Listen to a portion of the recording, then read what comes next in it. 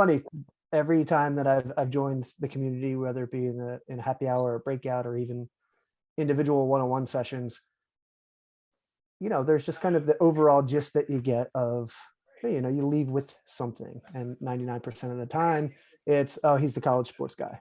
And so there's some that are just like, all right, like most clients or parents that I speak with on a daily basis, first question out of their mouth is, so what do you do? Fair enough question. I tell them that my professional career has been based on judging people for a living. So no matter how you look at it, when you're recruiting, whether coaching or students coming into a college, you're evaluating them pretty hard in every aspect of their life. So I'm not a judgy person, but I do get to judge people. So really what, as we talk about it, my background in athletics has been,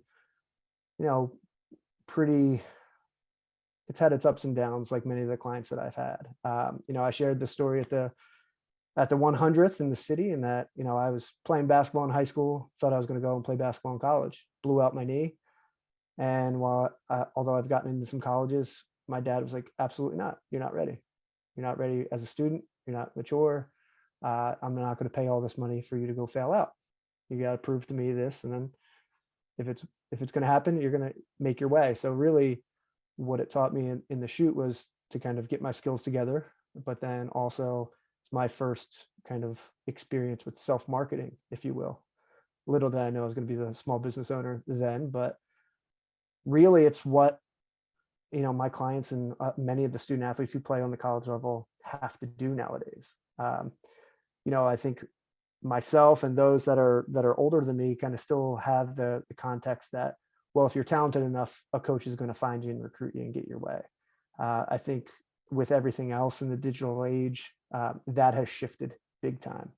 And there's a lot of information that, people need to know. And I think that's why I love being able to do this as a share of information.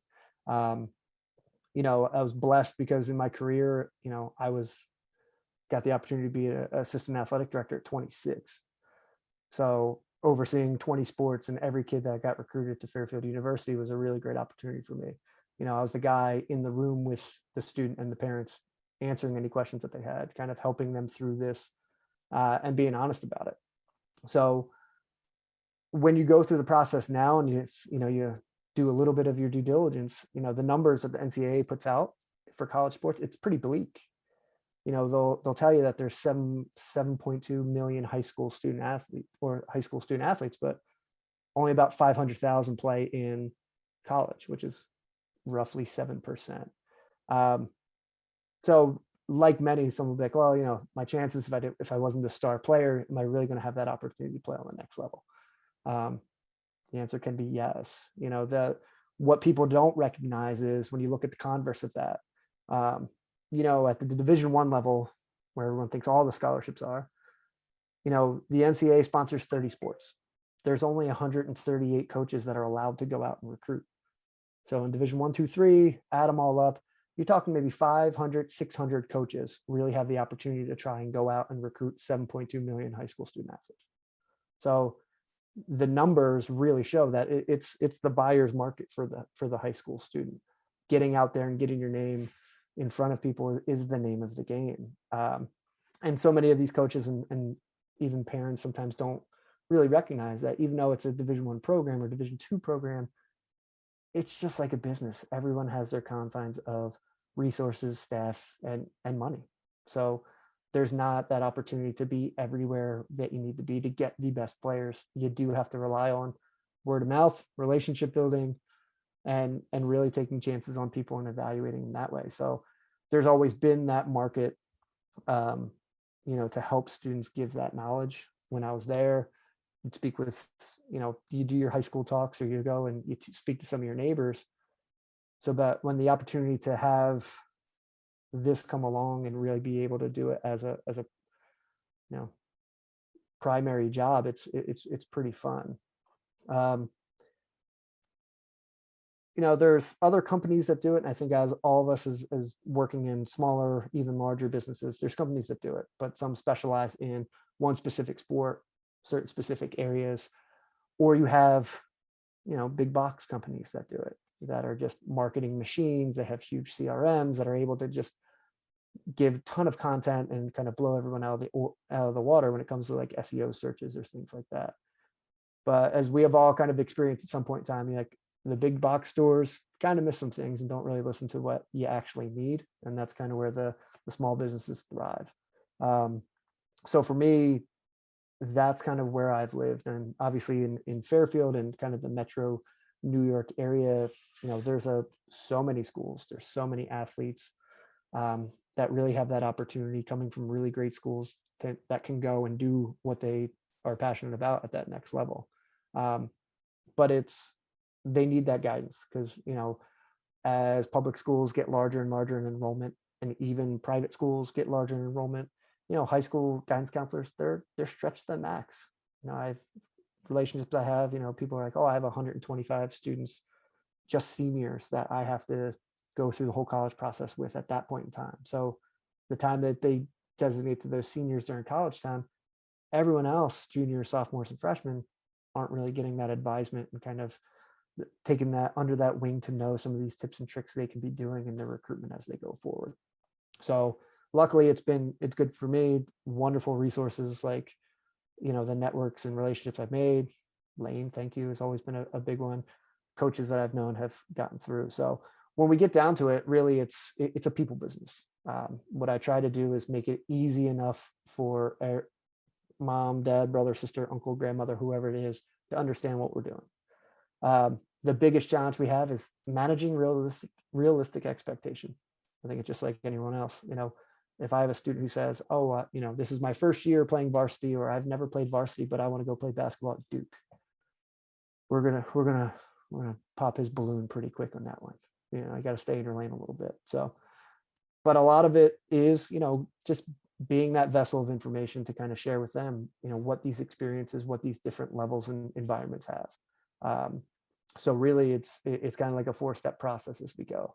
I always start off every conversation with a student just asking, what do you want to get out of this? And it's shocking that they have a very difficult time articulating what they want to do. Only thing I'm really looking for is, I want to go to college, I want to be able to play my sport. It's easy. But they have a really hard time. They think they're looking for something bigger or wanting to give me something, but it's not. So then the other question I ask them that stumps them sometimes is, well, do you want to be a student athlete, or do you want to say you're a student athlete? Because there's a difference. A lot of it is, when you want to be a student athlete is, the dedication, commitment, time, everything that you're going to do to be able to play at that highest level that you want to.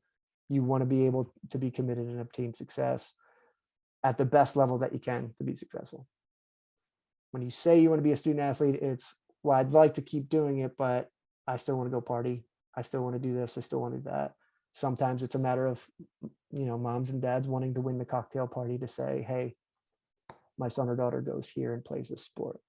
So we break it down pretty easily. And as they get through it, I always give examples like, okay, if you want to be a Division I lacrosse player, or say you want to be a Division I lacrosse player, is it just because you want to play Division I? And if they say yes, it's like, okay, well, you can play at the New Jersey Institute of Technology, Division I lacrosse. But if you want to play at the highest level of success for you, maybe you want to look at like a Salisbury in Maryland. And they question why I would throw a Division III, and it's because New Jersey Institute of Technology has won 7 games in 7 years. And losing in college is really hard, physically, emotionally, mentally. It takes a toll on you.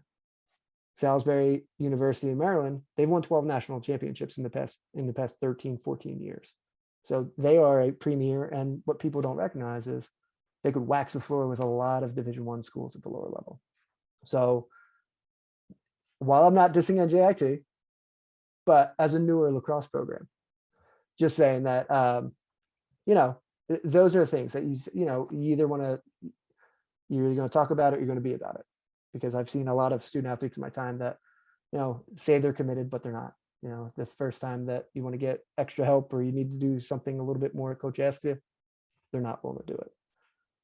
But then the second thing that comes about is, it's all academics from here on out.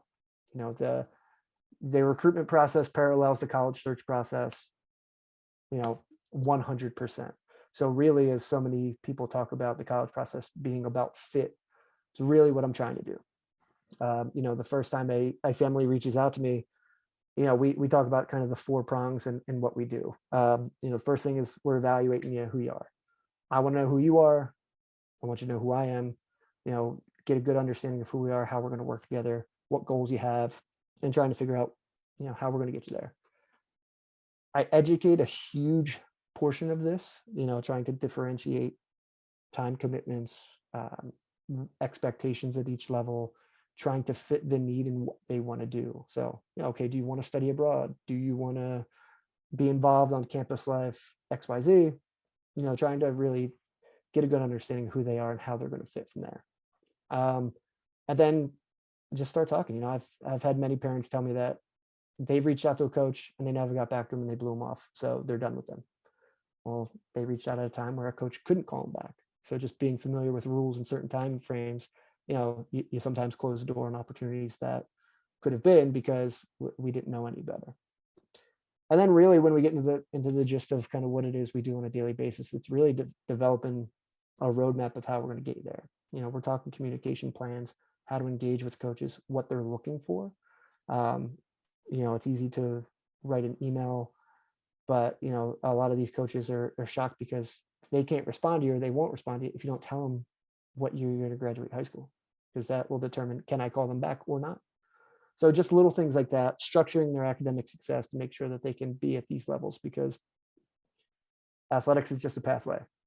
It's an opportunity to continue. It's a privilege to play at the college level, but it can open a lot of doors for you academically that maybe you might not be able to get on your own. So it's a wonderful thing that way. And then, as they go through the whole process, as they're narrowing things down, really trying to navigate the application, helping them analyze their data and really make the best choice when it comes to, the fit for them, financials, however it may be, whatever they need to go forward that way. It really is, it's the point.